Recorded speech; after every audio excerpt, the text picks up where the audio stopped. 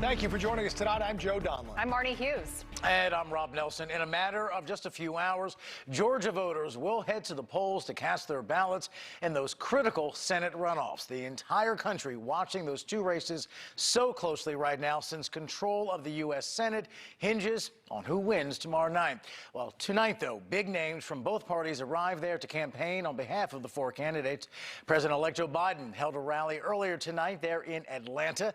Meantime, Vice President Mike Pence spoke to supporters in Milner, while President Trump rallied in Dalton. And that's where we find NewsNation correspondent Michael Shore. He's covering the president's rally for us tonight in the critical state of Georgia. Hey, Michael.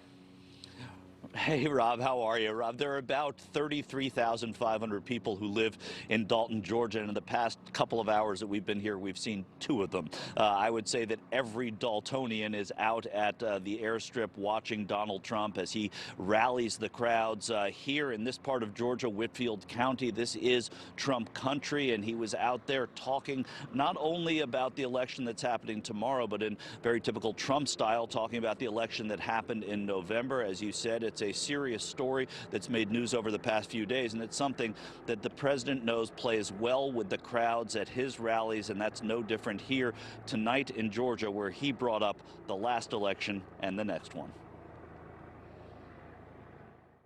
There's no way we lost Georgia. There's no way. And I think we're going to win them all. You're going to get everyone you know. You're going to show up at the polls in record numbers. You got to swamp them, and together we're going to defeat the Democrat extremists and deliver a thundering victory to David Perdue. And where's David? We love our David. I know David so well. He's respected and loved by everyone, and someone that has really been a star in Washington, Kelly Loeffler.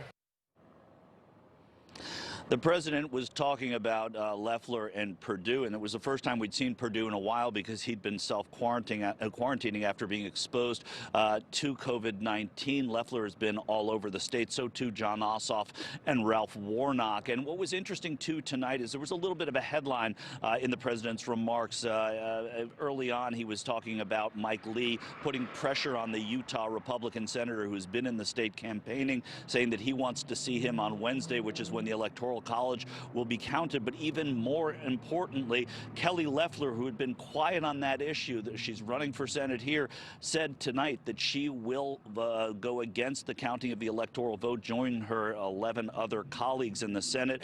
Notable among them would be Ted Cruz, but it's the first time we've heard that from Loeffler, and the read into that is that possibly Republicans are worried that some among their ranks are not going to come out, the Libertarians, the Constitutionalists, because these two candidates, they say, have not been as supportive as they would like of the president and his efforts here in Georgia. It's a small, dynamic side baseball, but it's very, very important in Georgia. We hadn't heard it yet. That's a headline coming out of the rally in Dalton, Georgia, where I stand here a few miles from where the president speaks tonight. We send it back to you in Chicago. Michael, thank you very much. Well, those elections, as you know, will determine which political party controls the U.S. Senate. Very high stakes tomorrow night. Right now, the Republicans have 50 seats, just one shy of what's needed to hold a majority. Democrats, meantime, hold 48 seats. So if both Democrats win those races in Georgia tomorrow night, Vice President-elect Kamala Harris would then cast the tie-breaking vote in the Senate, because, again, if the Dems win, it would literally be 50-50. NewsNation will bring you extensive coverage tomorrow night from Georgia on Election Day. Our special coverage kicks off at 8 Eastern, 7 Central. Hope you join us.